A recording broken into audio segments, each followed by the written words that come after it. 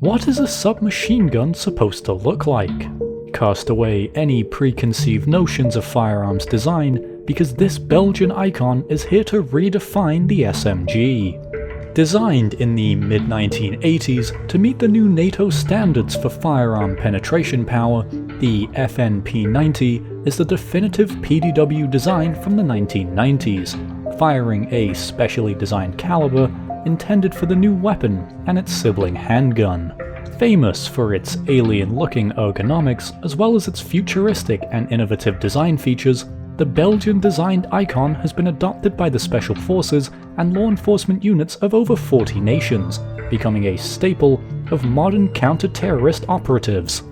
Weighing in at a lightweight 5.8 pounds and measuring just under 20 inches in length, the P90 carries 50 rounds of its 5.7 by 28mm ammunition, capable of dispensing the specially designed caliber at up to 1100 rounds per minute.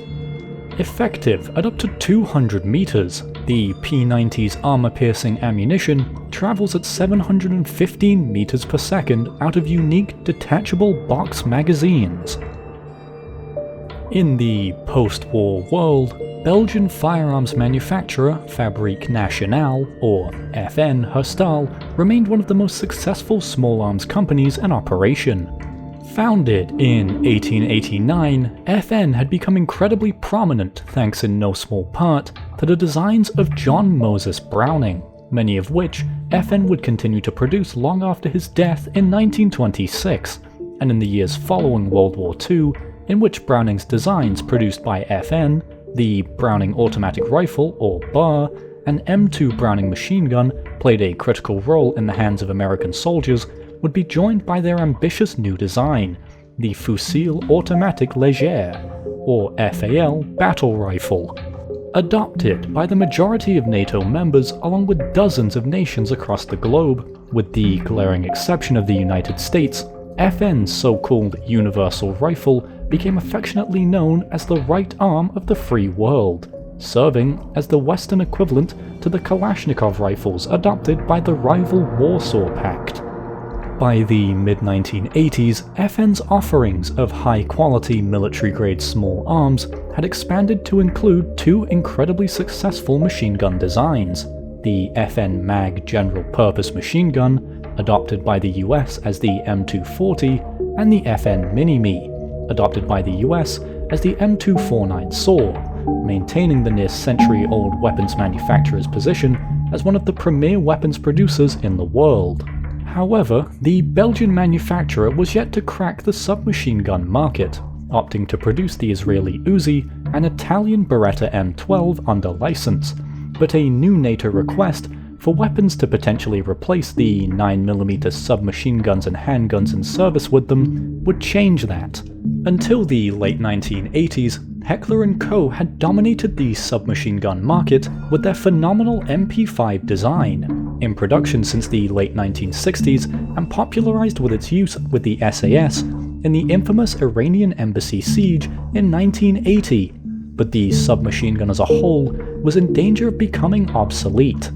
With the development of Kevlar by Stephanie Kwolek in 1965, and its subsequent use in ballistics protection starting in the mid-1970s, the new evolution of body armor was capable of providing drastically more protection against a wider variety of calibers, and its seeming impenetrability when it came to 9mm ammunition became a concern to NATO, until in 1989 they published a request for replacements for the 9mm submachine guns and handguns in service with NATO nations. The NATO request asked for a new type of weapon, dubbed the Personal Defense Weapon, or PDW, chambered in a new cartridge with greater range, accuracy, and terminal ballistics than the 9x19mm round,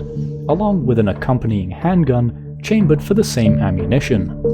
The PDW design was to weigh under 3 kilograms and the handgun under 1 kilogram, both weapons being lightweight, capable of being easily carried at all times, performing well in all environments and conditions, and holding at least 20 rounds each.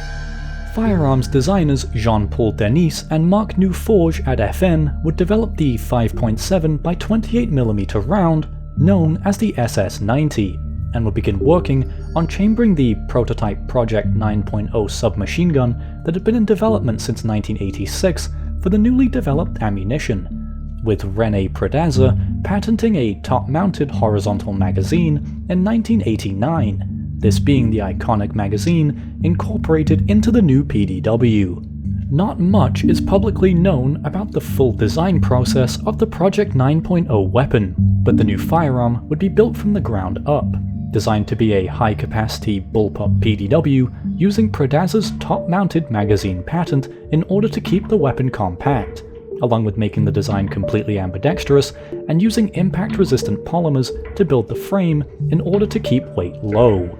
In addition, FN added an integral reflex sight and a downward-facing ejection port, and the culmination of their efforts to produce a new weapon fit for NATO's request would emerge in 1990 as the P90. In 1992, the P90 would receive a slight modification in response to an improvement of the 5.7 by 28mm ammunition, this time known as the SS-190, and after FN completed work on their accompanying handgun design, the FN P90 in 1998, NATO would begin testing the proposed replacements for their 9mm chambered weaponry. Competing against H&K, the aforementioned gold standard for submachine gun design, with their 4.6 by 30mm chambered MP7 and UCP designs, the Belgian offerings and their ammunition were judged by an international panel to be the superior choice, citing superior terminal ballistics, better performance in demanding conditions, and simpler production methods. As a result, NATO recommended the 5.7 by 28mm cartridge be standardized as the 9 by 19mm cartridge's replacement, but the Germans rejected the recommendation, halting the standardization replacement for the 9mm round for almost 20 years, until NATO's STANAG 4509 in 2021, officially designating the 5.7 by 28mm cartridge as a NATO standard round. Since entering production in 1990, the P90 has been upgraded a handful of times, resulting in a number of variants. The P90 LV and IR models were introduced in 1995, adding an integral laser sight to the front end of the weapons, the LV using an 8MW visible laser, and the IR using a 4.5MW infrared laser, only visible with night vision equipment. In 1999, the P90 Triple Rail, or TR model was introduced, adding 3 Picatinny rails to the weapon, one along the length of the top of the receiver and 2 shorter rails adorning the receiver's sides, along with the integral reflex sight being replaced by standard tritium iron sights. Along with these, sometime in the 1990s, the P90 USG, or United States Government model, would be produced, replacing the original integral sight with a non-magnified aluminium sight that can itself be replaced with a Picatinny rail to fit other optics, though this model would be discontinued by 2011. In addition to these military-grade models, FN produces civilian variants of the P90 design, known as the PS90. All versions of the weapon are semi-automatic only, and all except the standard 50-round magazines used in the military-grade variants, though many are supplied with 10 or 30-round magazines to comply with local firearms regulations. The original PS90, known as the PS90 Standard, was introduced in 2005 and has a 16-inch barrel and a birdcage flash suppressor in order to make the weapon purchasable without the need for a short-barreled rifle tax stamp. The PS90 SBR, or short-barreled rifle, was produced in the late 2000s and is the same as the original PS90, but instead uses the military-grade variant's 10.5-inch barrel. Along with these, the PS90 has TR and USG variants identical to the military-grade versions, differing only in their semi-automatic only operation, though by 2013, both variants had been discontinued. In the 30 years since it entered production, the P90 has become an incredibly famous firearm, owing to its unique shape and innovative design features. The weapon would rise to fame militarily in 1997, when Peruvian Special Forces used P90s equipped with suppressors to break the siege in the Japanese embassy hostage crisis, notably defeating the body armor the hostage takers had worn with ease. To this day, the P90 remains in service with law enforcement and special forces units in over 40 nations, gaining prominence in the United States after its use by a Houston, Texas SWAT team in a 2003 shootout, and 200 separate law enforcement agencies in the US would possess the weapon by 2009, including the Secret Service. Though the P90 has become wildly successful for FN Herstal, the PDW concept has yet to replace the 9mm submachine gun as it was thought the new class of weapon would, the MP5 remaining as a staple of many law enforcement units and militaries around the globe, being joined by the likes of the SIG MPX and Chris Vector in recent years. Nonetheless, the P90 proved the effectiveness of the 5.7 by 28mm cartridge, along with its sibling handgun, the 5.7, and has emerged as an iconic PDW design. Odd-looking, yet frighteningly effective, the P90 is the legendary PDW from the turn of the century, and lives on as one of the most successful firearms of the last 30 years.